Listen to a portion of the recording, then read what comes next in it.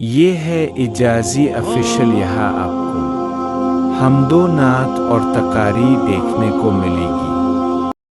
آج کی مبارک رات میں اس لالچ میں بیان کر رہا ہوں، ورنہ بیان کرنا کوئی ضروری نہیں ہے۔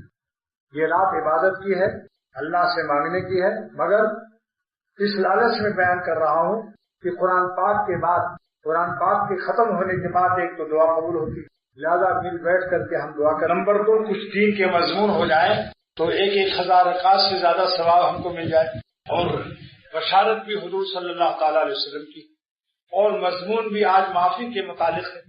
آج جو مضمون بیان کر رہا ہوں، جو آیتیں پڑھی ہیں، جو حدیث پڑھی ہے، اس میں معافی کا مضمون ہے، اور رمضان کے متعلق حدیث دوسری موجود ہے کہ جو رمضان میں بھی اپنی معافی نہ کرائے، ایسا شخص جبرائیل علیہ السلام کی بددعا ہے کہ وہ نامراد اور برباد ہو جائے، اور حضور صلی اللہ علیہ وسلم کی آمین ہے، جس کی دعا جبریل کی دعا ہو علیہ السلام کی، اور سید الانبیاء محمد رسول اللہ صلی اللہ علیہ وسلم کی آمین لگی ہو، تو پھر ہمیں کتنا ڈرنا چاہیے۔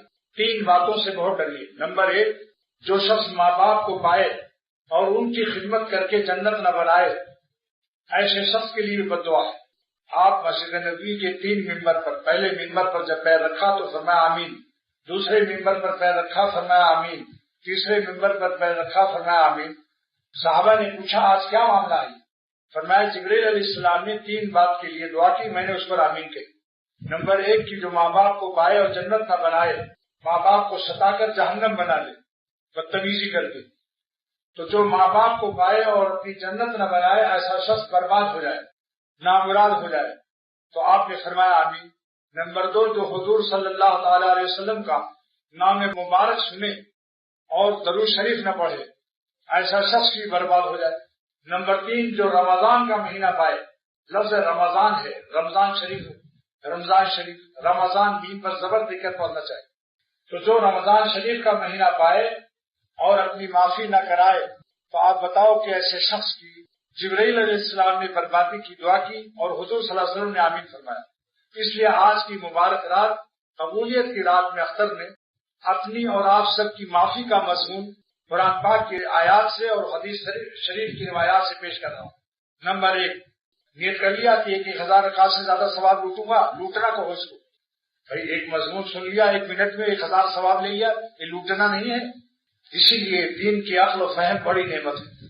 بعض لوگ دین کے علوم کے سامنے الگ جا کر نفلیں پڑھتے ہیں، بتاؤ 1,000 رکعت کا ثواب چھوڑ کر اکیلے جا کر تلاوت اور عبادت کر، بولیے نادان ہے یعنی 1,000 چھوڑ کر کے اور 1,000 کی نیکیاں چھوڑ کر الگ کر رہے گا، اس لیے جائز نہیں ہے۔ فتاوی عالمگیری میں ہے کہ جب دینی کام اجتماعی ہو رہا ہو تو الگ عبادت مت کرو۔